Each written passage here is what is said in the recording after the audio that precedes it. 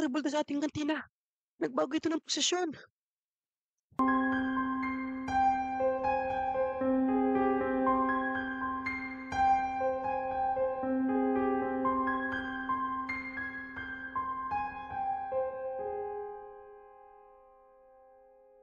Bago ko simulan ang ating istorya sa araw na ito mga katribo, huwag nating kalimutang mag-subscribe, like and share upang mas marami pa ang makapakinig sa bawat istorya na ibabahagi ng ating mga katribo. Ang istoryang ating mapapakinggan sa araw na ito ay ibinahagi ni Daisy. Noong 1974, Northern Samar. Magandang araw ulit sa iyo, Tio Delio at mga katribo. Ako po si Daisy. Tunay ko pong pangalan. Ang kwentong ibabahagi ko sa inyo ay tungkol sa kababalagan noong nag-aaral pa lamang ako sa sekundarya. Dahil kahit ako mismo ay nakita ko ang mga pangyayari na kahit ako ay mahirap makapaniwala. Kayo na lang po ang bahalang magsaayos ng aking kwento, Tio Delio. Salamat po. Taong 1974, Tio Delio, ay kasulukuyang nag-aaral ako ng sekundarya sa aming baryo. Bagamat maliit lamang ang aming baryo, meron namang naipatayo ang aming lokal na pamahalaan na integrated school para sa amin na siya namang ikinatuwa ng aming taga-baryo. Ang hindi namin kailangang pumunta sa ibang bayan para magsekundarya dahil kahirapan din talagang aming transportasyon kung pipiliin pa namin na mag-aral pa sa bayan. At isa pa, wala kaming kakayahan magbayad ng paang bahay at kung mamasahe naman kami araw-araw ay malaki ang magagastos namin sa araw-araw na pamasahe. Kaya nung nagkaroon nga ng itatayong integrated school ay natuwa ang lahat dahil hindi namin kailangang mamroblema sa mahal na pamasahe o di kaya ay uupa sa tutuluyang bahay. Ng mga panahong iyan, Teodelio, ay sa labas pa kami ng aming baryo nag-aaral dahil nga itinatayo pa lamang ang eskwelahan na pang-sekundarya sa aming baryo. Maliit lamang ito upang matugunan lamang ang kakulangan ng paaralan para sa aming mga taga-baryo at hindi na tumawid pa sa ibang isla, Teodelio, sapagkat ang aming tirahan ay napapaligiran ng tubig. Kung tawagan ng iba ay isla. At natatakot din ang ibang magulang na paaralin ang kanilang mga anak sa labas ng baryo. Nakadahilan ng malayo ito sa kanila at medyo delikado din ang pagbabangka, lalo na kapag malakas ang hangin at may bagyo. Kaya karamihan sa mga kababata ko ay napag-iwanan na namin dahil nga mas pinili nang tumigil muna sa pag-aaral. Babalik na lamang daw kapag tapos ang ginagawang bagong school. Mahal, alam mo ba yung ginagawang bagong school dyan sa ating baryo? Oo, mahal. Bakit? Sabi ni parang Ilyas may mga hindi daw tumatagal na nagtatrabaho doon eh. Bakit naman? Bakit naman daw mahal? Dahil ba malit ang pasahod? Ano naman ang aasahan nila na nasa baryo tayo? Loko ka talaga. Hindi mahal. Oo, maliit daw ang sahod pero ang totoong rason daw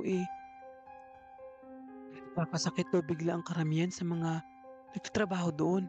Yung iba naman, bigla na lang sumasakit ang ulo.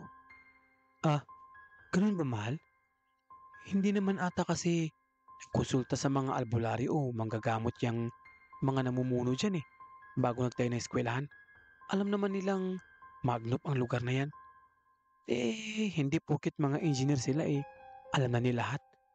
Hindi ba nila alam na isa yan dito sa ating lugar na hindi pinupuntahan ng mga taga-baryo? Kahit maliit lamang ang ating baryo mahal walang nakatirik na mga bahay doon. Dahil alam nila na may magmamay-ari ng lupa na iyon. Ngayon ang mga narinig ni Daisy sa usapan ng kanyang mga magulang habang naghahanda ng kanilang hapag para maghapunan. Tumagal pa ng ilang buwan ang paggawa ng eskwelahan namin, Teodelio. Ngunit paulit-ulit lang ang mga nangyayari. Meron na ding mga nagsasabi na nakakakita sila ng mga nilalang na lumalabas sa lugar kung saan ang konstruksyon ng paaralan. Siguro marahil ay nagambala nila ang mga naninirahan dito. Isang araw, habang papasok ang magpinsan sa paaralan ay napag-usapan nila ang tungkol sa eskwelahan. Ano ba yan? Ang tagal naman matapos ng pinapatayong eskwelahan sa ating baryo. Hinang hindi na tayo mahirapan sa pagtawid araw-araw. Ano ka ba, Tinto? Maghintay ka lang. Nakapagtiis nga tayo ng ilang taon eh. Na ganito lagi ating ginagawa. Ngayon ka ba tatama rin? Hindi naman sa tinatamad. Siguro naiinip lang ako kasi meron na tayong bagong eskwelahan na mas malapit sa ating bahay dahil na sa loob na ito ng ating baryo. Tsaka tulad niyan, natigil daw muna sa pagpapagawa ng eskwelahan dahil lagi may nadidisgrasya sa site. Ha? Sino naman daw? Kilala ba natin? Usisa naman ni Daisy kay Dindo. Kilala mo naman siguro si Mang Gringo. Oo, yung naglalako ng balot sa ating baryo? Oo, siya nga. Nahulog daw habang naglalagay ng yero sa bubungan eh.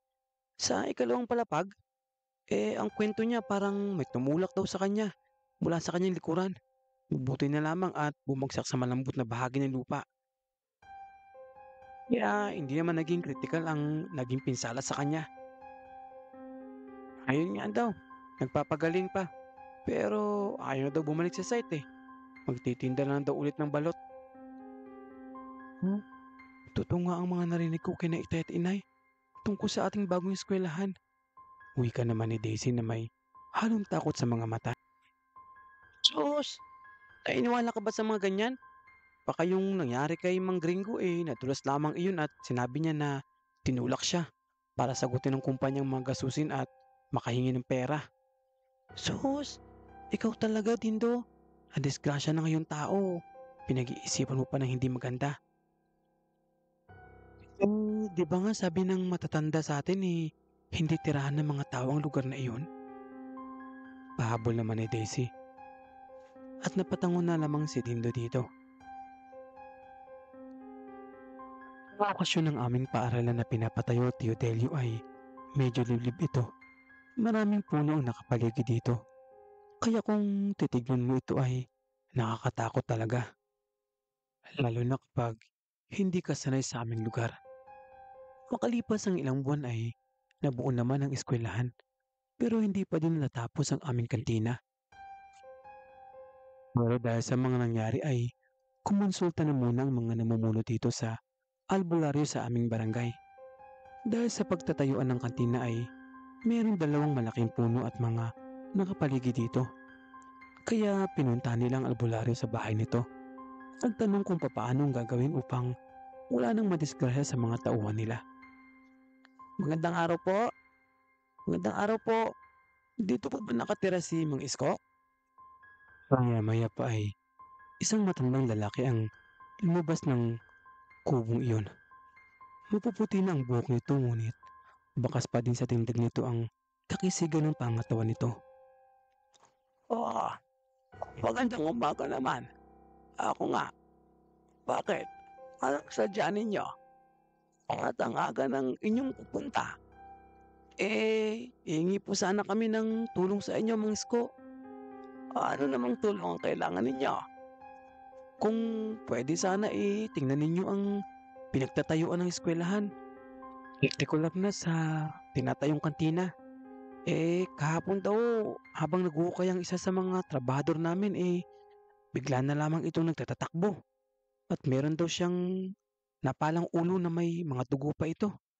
Ngunit nang tingnan naman namin wala kaming nakita kundi tambak lamang ng lupa ang nandoon. Ay, hindi niyo ba alam na tirahan iyan ng mga nilalang na hindi natin nakikita? Kaya nga kung mapapansin ninyo, walang mga kabahayan diyan na nakatirik at iniwasan iyan ng mga taga-baryo. Dapat, bago kayo nagtayo diyan, ay nagpatuloy muna kayo ng mga hayop para alay sa kanila. Mukha atang nagambala ninyo ang kanilang lugar. Eh, ano Mang Isko? Anong kailangan namin gawin upang maituloy ang pagpapatayo ng gusali sa lugar na iyon? Susubukan kong kausapin Ang mga nilalang na nandoon, kailangan ko lamang ng 3 buhay na manok, kulay puti. At bukas ay gagawin ko ang ritual ng pakikipag-usap sa mga nilalang kung papayag sila sa gusto ninyong gawin. Huwag ka munang magpapapunta ng mga manggagawa doon sa lugar. Siguro, Mang Isko, maraming salamat ho. Kinabukasan ng hapon, nakita namin si Mang Isko na punta doon sa bundok kung saan niya gagawin ang ritual. Medyo pataas kasi iyon kaya bundok ang tawag namin sa lugar na iyon. At ang likod naman iyon ay gubat tapos dagat na. Hindi na namin nakita kung papaano ang ritual na ginawa ni Mang Isko dahil hindi naman namin ito sinundan pa. Kinabukasan ay nadaanan ko na nag-uusap ang engineer na namumuno dito at si Mang Isko. Mang Isko, kumusta ho naman ho ang naging resulta ng inyong pakikipag-usap sa mga naninirahan doon sa eskwelahan? Ah, medyo nahirapan ako. Medyo nahirapan ako makipag-usap sa kanila dahil ayaw pumayag ng iba. At ang iba naman ay sumasang-ayon naman na pwede daw kayong magtayo ng kantina. Pero sa huli naman ay napakiusapan ko at napagkasunduan nila na pumayag. Ngunit meron silang kondisyon na bawat haligi na itatayo ninyo ay patutulungan ninyo ng dugo ng baboy. At mahigpit na bilin ay huwag na huwag gagalawin ang 2 malaking puno sa magkabilaang bahagi ng pagtayuan ng kantina. Habang paliwanag ni Mang Isko sa engineer na namumuno. Oo.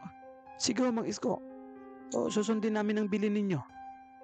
At siya nga pala, pumayag din sila na magputol kayo ng maliliit na puno lamang. Habang gumagawa kayo ay panatilihin ninyong malinis ang paligid ng malalaking puno. Habol pa na paalala ni Mang Isko bago iiwan ng mga bisita nito. Sige ho, Mang Isko. Paano ho? Tutuloy na ho kami. Maraming salamat po muli, Mang Isko. Siya sige, mag-iingat kayo. Makalipas lamang 1 buwan ay gawa ng aming kantina, Teodelio. Maganda ang pagkakagawa nito kahit hindi ito kalakihan sapagkat nasa pagitan ito ng 2 malalaking puno na sinasabing merong mga nilalang na nakatira doon. Na nagsasabi din na ito mismo ang kanilang lugar o tirahan. Malilim at presko ang hangin dito. Nilagyan din ito ng rebulto na babae na may sunong na bilao. Siguro pang paganda o palamuti lamang sa aming kantina. Sa araw-araw namin na pagpasok sa eskwela ay normal naman para sa akin ang lahat. Kasama kong aking mga pinsan sa pagpasok at pag-uwi. Na siya namang ipinagpasalamat ko dahil lalaking aking pinsan at may kasama ako sa pag-uwi. Lalo na at minsan inaabot kami ng takip silim sa eskwelahan. Anak, lagi kayong mag-iingat sa pagpasok ha. Huwag kayong masyadong gumala sa loob ng inyong paaralan. Pagkatapos ng inyong klase ay umuwi kayo kaagad ng iyong pinsan. Opo, Nay. Huwag po kayong mag-alala. Hindi naman po kami masyadong pumupunta dun sa medyo masukal na bahagi ng eskwelahan. Mabuti naman. Si Dinto kasama mo ba lagi? O siya, mabuti kung ganon. Dahil delikado ang likod nun. Gubat ang likod ng inyong eskwelahan at may bangin pa. At isa pa nga pala, Daisy. Ang tinutukoy ko ay ang mga nilalang na nakatira dyan sa inyong eskwelahan. Doon kayo magdodobli ingat ha. Opo, Nay. Maikling tugon ni Daisy. Kaya umalis na rin ito. Ilang beses ko na rin nasaksihan, Teodelio, ang mga estudyanteng sinasapian doon mismo sa malalaking puno na iyon. Kaya daw ganun ang madalas na mangyari ay hindi matanggap ng iba pang mga engkanto ang merong mga tao sa kanilang lugar. Merong ding mga kwento ang mga tendera sa kantina namin na minsan daw ay nakikita nilang lumulutang ang kanilang mga kaldero at kawali sa kusina. Kaya laging napapalitan ng mga tendera doon. Walang tumatagal. Isang araw, Teodelio, ay punta ako sa kantina upang bumili sana ng aking merienda. Bigla akong napasigaw. Tingnan ninyo! Nag-iba ng posisyon ng rebulto! Agad naman pumunta ang dalawa ko pang kaklase at pati sila hindi makapaniwala. Ano? Ano nangyari yun? Rebulto yan! Wika naman kanyang kaklase. Ngunit ang dumami na ang mga estudyante ay bigla itong bumalik sa dating anyo. Kaya ang mga nakita na lang nila ay yung original na posisyon nito. Hindi ko maintindihan kung sa amin lang ba nagpakita ang ganong posisyon o pinaglaruan lang kami ng aming mga isipan o ng mga engkanto doon. Ang posisyon niya kasi Teodelio ay imbis na sa ulo ang bilao niyang sunong ay nasa bewang niya na ito na mga panahong makita ko ito at madaanan ko.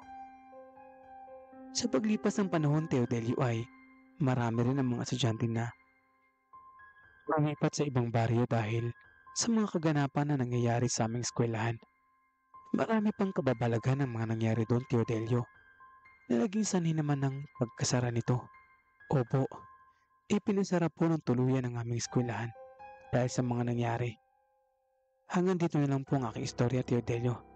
Sana po ay nagustuhan ninyo. Salamat po. Nakakalungkot lang hindi napakinabangan ng iba pang kabataan ng kanilang eskwelahan dahil nga sa mga pangyayaring hindi maganda. Pero hindi ba pumayag naman sila noong una na magtayo ng gusali doon? Yung mga engkanto na nakatira doon, pumayag sila eh.